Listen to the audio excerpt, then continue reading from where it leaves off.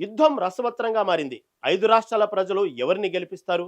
బెంగాల్ కోటలో దీదీ మేనియా పదిలంగా ఉంటుందా? స్టాలిన్ వారసత్వానికి గ్లామర్ పాలిటిక్స్ గండి కొడతాయా?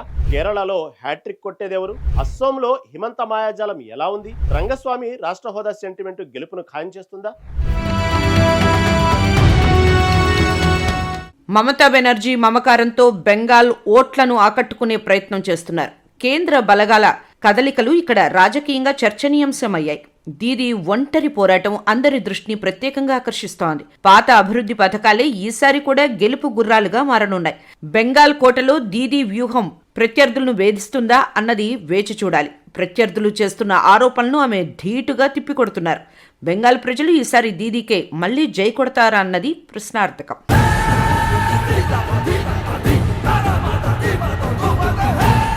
ద్రవిడ నాదంతో స్టాలిన్ తమిళనాడులో ప్రచారం హోరెత్తిస్తున్నారు. సినిమా, గ్లామర్, రాజకీయాలను ఆయన బలంగా ఎదుర్కొంటూ ముందుకు వెళ్తున్నారు. త్రిముఖ పోటీలో ఎవరు పైచేయి సాధిస్తారన్నది ఆసక్తికరంగా మారింది. స్టాలిన్ వారసత్వంపై ప్రజలకున్న నమ్మకం ఏమిటో ఫలితాలు చెబుతాయి. గ్లామర్ పాలిటిక్స్ సవాల్ను స్టాలిన్ సులభంగానే దాటగలరా అన్నది చూడాలి. ద్రవిడ గడ్డపై మార్పును ఈసారి ఓటర్లు బలంగా కోరుకుంటున్నారు. వారసత్వ రాజకీయాలకు ఇది నిజమైన పరీక్షా సమయం.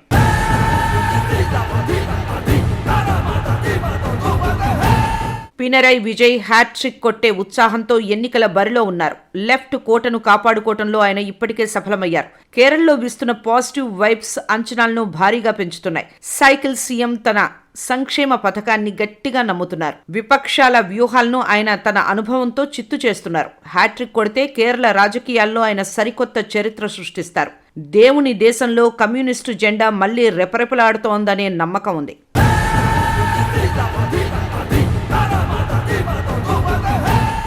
అసోంలో హిమంత అభివృద్ధి మంత్రం ఇప్పుడు మారుమోగుతోంది. హిందుత్వ తంత్రాన్ని జోడించి ఆయన ఓటర్ల నాడిని పట్టుకున్నారు. ఈ గేమ్ ఇప్పటికే ఏకపక్షంగా సాగుతున్నట్లు కనిపిస్తోంది. పెద్దగా ట్విస్ట్ ఏదీ లేకుండా హిమంత గెలుస్తారని భావిస్తున్నారు.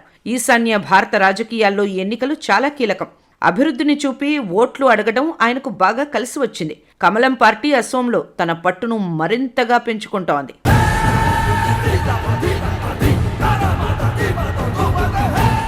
రంగస్వామి సెంటిమెంట్ పుదుచ్చేరిలో బలంగా పండుతోంది. రాష్ట్ర హోదా అంశం ప్రజల్లో ఎంతో ఉత్సాహాన్ని నింపుతోంది.